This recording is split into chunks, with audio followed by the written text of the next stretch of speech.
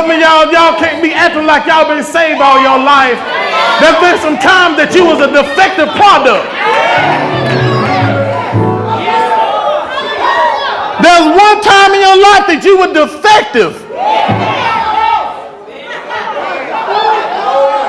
Can I just let God have his way? Let me tell you something about God.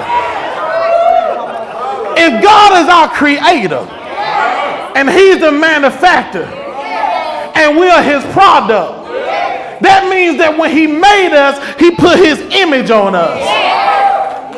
The reason why God didn't kill you, he says, I didn't kill you when you were broken. I didn't do away with you when you were messed up. He told the prophet, he says, I want you to take a trip to the potter's house. See, what you got to understand about Christian folk, when they look at some people who they might not be where they are, or they done messed up, God was trying to show the prophet something. He says, I'm going to show you what I'm going to do with my people. My people are not together right now. They don't look like my image right now.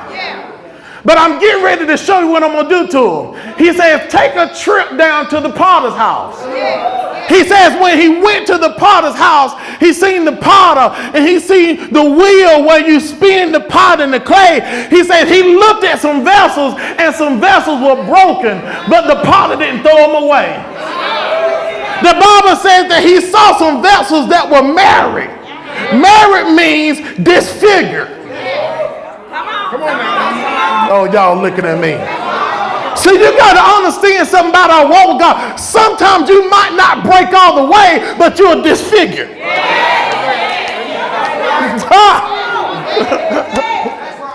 Sometimes there's a disfiguration in your life, disfiguration in your marriage, in your finances, in your children, a disfiguration in your mind. Some things don't quite look the way God intended it for it to look. That's why he says that the pottery was married. He says, but he didn't throw it away. The Bible says he took that married potter, that married clay, and he put it back on top of the spinner. And as he began to spin, he began to shape, he began to mold, he began to make that product, that pot, the way it was intended to be. So you got to understand something about God. God is not there with a bat in his hand, ready to hit you upside your head. No, we serve a God that's ready to reconstruct your life. We serve a God who is ready to make you over.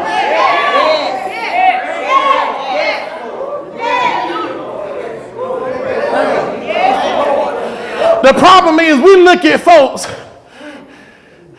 as if they're having a rough time. But you need to understand they're going through a process. They're going through a process of reconstruction. God is trying to reconstruct them. Where you would throw them away, God is trying to reconstruct them and make them whole and make them what he intended for them to be. See, when it comes to humans, we have a tendency of throwing people out for the count. As if God has forgotten about them. As if there is no hope. As if he cannot come back and turn things around when the devil has came and tried to cause a whirlwind in their life. You need to understand that God is not intimidated by what the devil is doing. The problem is, see, God had a problem when we don't believe in him enough for him to turn it around. The problem has never been with what the enemy is doing. The problem has been to the level of our faith. Do we completely trust him for who he is? When you pray, do you believe that he is God in the first place? Or do you just pray because that's what you're supposed to do? Do you pray with an expectancy? When you pray, do you know who you're talking to?